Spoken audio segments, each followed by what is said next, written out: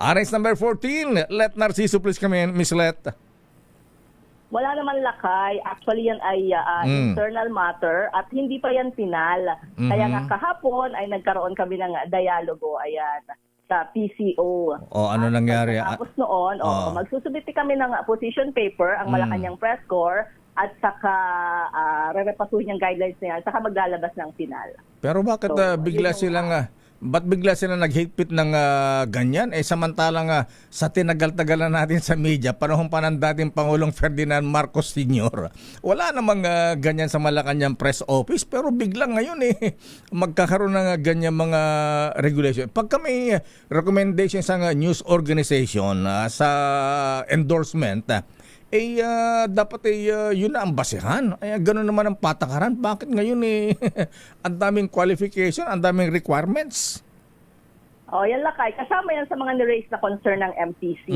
Actually, isa sa konsiderasyon kasi ay mag-a-ASEAN na next year dito sa Pilipinas.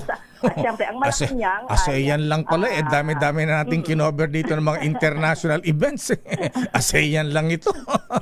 Alang yan naman, naman. Okay, sige. Tapos, anong paliwanag?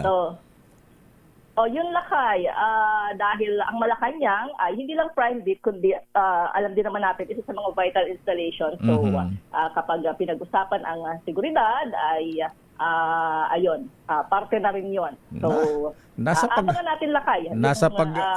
Repasuhing guidelines. Nasa pagdadala ng press secretary yan, Miss Let. Bakula lang sila ng Secretary J. Inupunta ka ni Secretary J kahapon lang.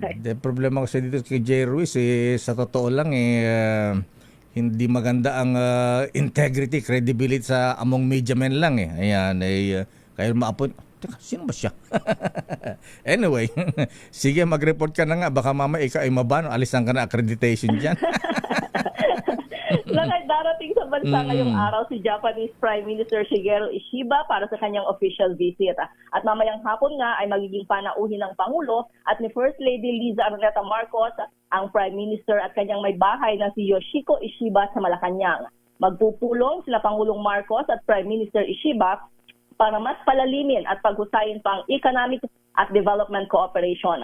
Inaasahang kabilang rin sa palalakasing kooperasyon ang may kinalaman sa depensa at seguridad, gayon din ang people-to-people exchanges. Magpapalitan ng pananaw ang dalawang leader sa regional at global development. Pero bago yan lakay, dahil hapon pa nga yan, dadalo muna si Pangulong Marcos sa graduation ng PNPA sa Silang Cavite ngayong umaga. At naroon ang ating kasamang si Giselle Ricafort. Aba, mami, alamin natin ang report nun. Anong oras ba ang mga 9 o'clock? 10 o'clock? Oo, lakay. Alas 9 lakay. So, ano na si Lacan, ayan na. Kumbaga sa PMA, ang tawag nila sa mga graduates o magka-classmate, mista, ayan na. Sa PNP yata, Lacan ang tawag yata. Tama ba? Most merciful, General Tom Rentoy. Ayan, Lacan yata ang tawag nila. Ayan. Anyway, so abangan natin yan. So pag-usapan ang, siyempre, economics, politics, and security ang pag-uusapan ng Japanese Prime Minister at ng Pangulo.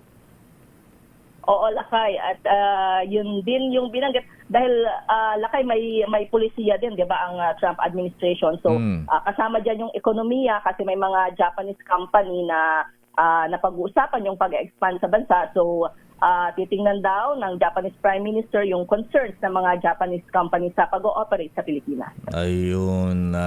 Okay. So hindi mo na-implement itong bagong accreditation rules for journalists sa Malacanang, ha?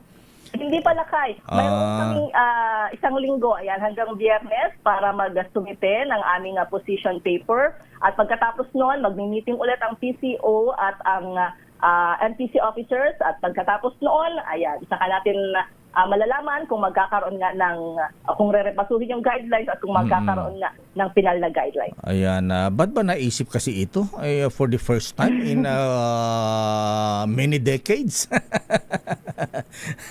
May kung sabihin ng mga ibang journalist pwede ba mga taga-press office tingnan din kung may mga kasong graft sa ombudsman ang mga nandyan? Di ba? Kung balikan natin sila ng ganyan, ayan. Anyway, sige. naghanap yata ay hindi naman well kanya-kanyang ano yan kanya-kanyang trip ika nga mislet ayan mukhang yung mga taga press office natin yan mukhang kulang sa public relations na tinatawag ayan. Pero laka yung tungkol sa accreditation, yearly talaga yon Oo. na nagsasubmit. Oo, alam natin yan pero yung kinakailangan may 5 years na karanasan sa coverage, ayan, pati media organization, 5 taon na nag-ooperate din. Diyos ko, saan nila nakuha itong ganitong policy? Ayan, yun nga yung kasama sa mga na-raise na concern lakay. At tayo naging example. Siyempre, ang DCRH, hahanapan mo pa, kauna-unahan sa Pilipinas. 1939 pa tayo eh. Panahon pa ni Quezon eh. Anyway, sige. Pero pwede rin namang mag-vet ang MPC dyan lakay. Dahil kasi ang MPC may sarili ding accreditation lakay, tas PCO. Medyo talaga sa Malacanang, medyo iba. Aha, ayan. Tsaka siguro sa ibang beer. Siguro tignan na lang nila, ayan, tama na endorsement na isang media organization o kaya yung mga freelance journalist hanapan ng membership sa National Press Club. Ayan, yung mga legitimate na mga mga media organization. Lakay. So, yan, abangan natin lakay. Hintayin natin yung magiging final na decision dyan. Okay, maraming salamat, Miss Let, mula sa Malacanang. Good morning, balik sa'yo lakay. Dummy. Bye.